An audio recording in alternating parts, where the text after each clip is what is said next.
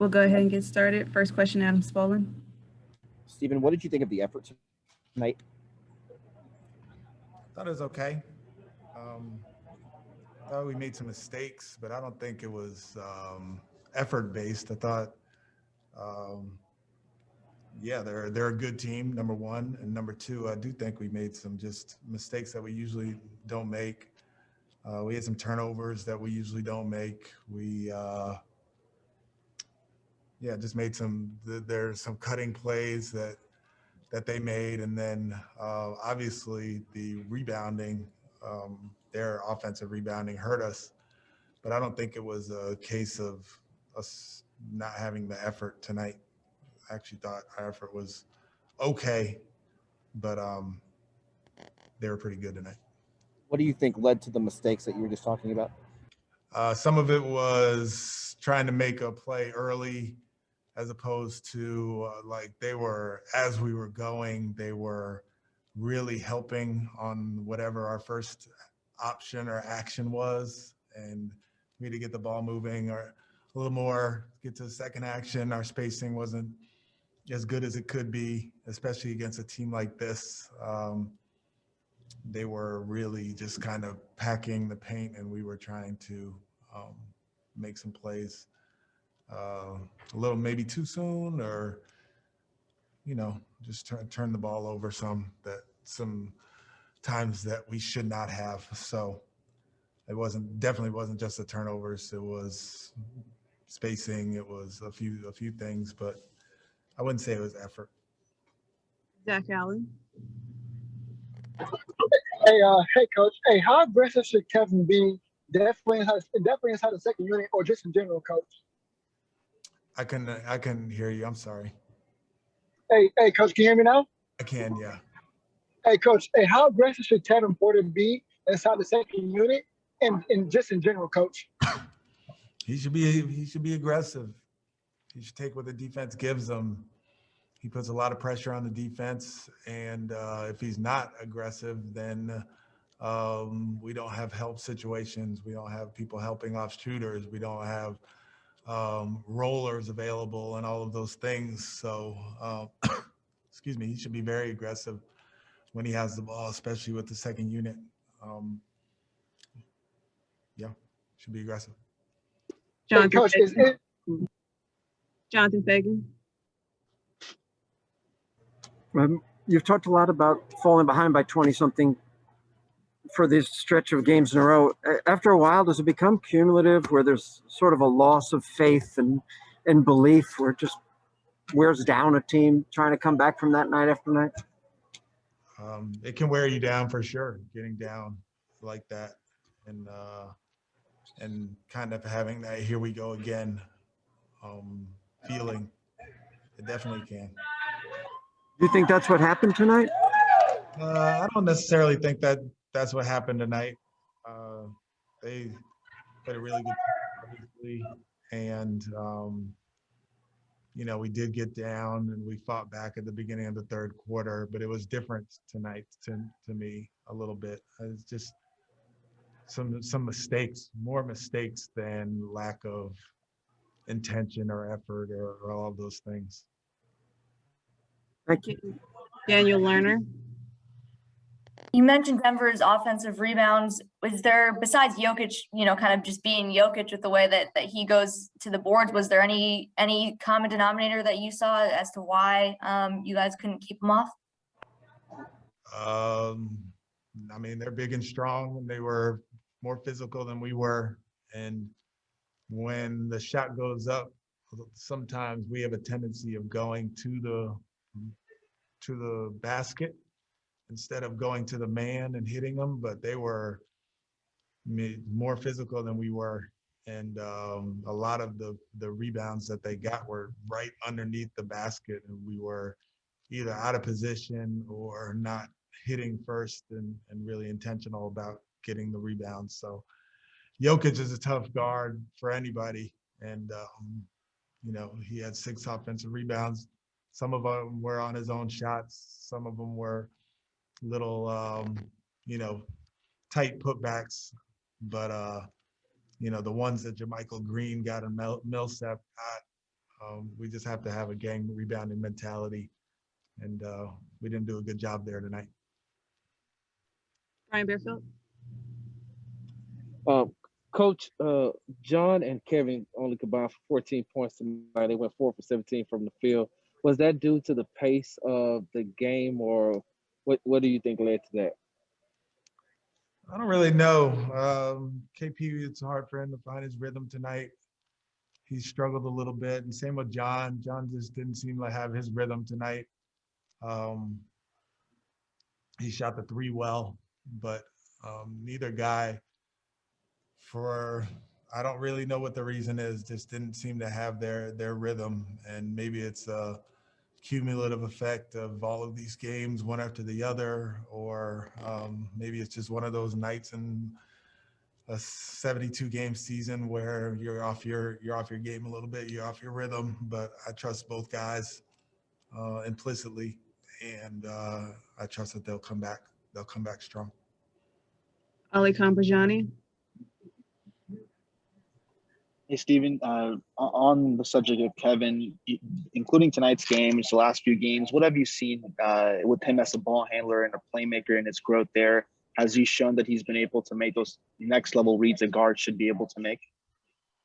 Yeah, I mean, he makes pretty much every read. He does a good job when he plays pick and roll. He does a good job on his driving kicks. He's still a young player and still has a ways to go, but he's growing. He's definitely growing, and it's a new responsibility for him. He's played the wing a lot, and now he's playing as a primary or secondary ball handler, depending on him and John, who kind of has it. But he's growing and he's seeing, as you can tell, and he's making plays. But it's like this for a 20-year-old who's learning and growing. It's ups and downs and bounce backs and all of those things. When he is going through those ups and downs, what is the best thing you can do as a coach for him to kind of guide him throughout this whole process? Keep talking to him, stay with him, focus on the positives, not the negatives, keep him aggressive, show him the things that he's doing wrong at times, coach him. He's very coachable, and in order for him to grow and reach his full potential, he needs to be coached. Kelly Ika. Coach, speaking of Tate, how have you seen him progress as a playmaker? Obviously, he has to play off of John and Kevin in terms of having the ball in his hands, but how have you seen him progress in that area? Jae'Sean? Yes, sir. Yeah, he does a great job. He finds his way. It's not like I run plays for him. He finds a cut. He finds an offensive rebound. He finds a spot up. And he's more and more comfortable every day with what we're doing. So he plays with great energy, great effort. He's a joy to be around. Number one, great kid, but also just super coachable and listens and learns. And I think you've seen growth and improvement from him as the season has gone along. We'll take three more. Jonathan Fagan. Yeah, I just wanted to follow up on what you were talking about with Kevin. He took the last shot, or one of the last shots of the third quarter, missed it, and seemed very dejected by it. And right away, a couple guys went up and talked to him. Is that the kind of thing that he has to try and not let get to him as much? Or what do you think about? I think it was Kelly and Jae'Sean went up and had a few words with him. Yeah, it's great that we have leadership that can help a guy through, missing shots or whatever. If we're picking each other up and helping each other, then we'll continue to come together as a group and get better, and he'll get better. But the disappointment of whether it's a turnover or a missed shot or whatever is kind of something that we have been dealing with as a group a lot of the season. And how do we bounce back from that, and how do we grow and get better from all of those things. So I think you see the character of our group where, you know, he misses a shot and there's a handful of guys who come and pump him up and tell him to keep shooting and tell him everything's okay. I'm with you. It shows a lot of character for a group, especially where we are in the season. And, you know, and then for him dealing with the disappointment is growth. And I think that's, you know, any young person, they get better at dealing with not necessarily failure, because I wouldn't call it failure, but dealing with adversity. The older you get, the better you get at it. Thank you. Daniel Lerner. You talked about Jae'Sean's impact as a playmaker, but you know, once again tonight, he seemed like he was everywhere on defense. Just, you know, he's taking charges, he's poking steals away. I mean, at this point, is that just the level that you expect from him night in, night out? Yeah, I mean, and it's not based on anything but what he's proven that he can do. You know, I'm not placing any expectations on him that he has not earned. And he's as trustworthy as they come.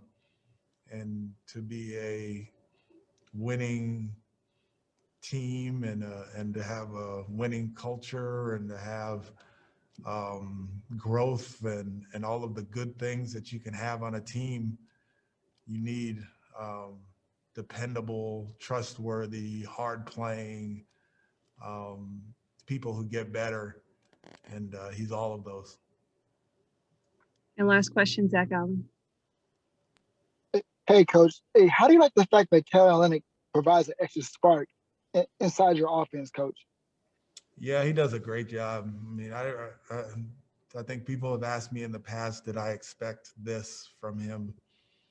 And not like this. I mean, he only played 27 minutes and he had 23 points, and he finds gaps in the defense. He takes advantage of mismatches. He makes threes.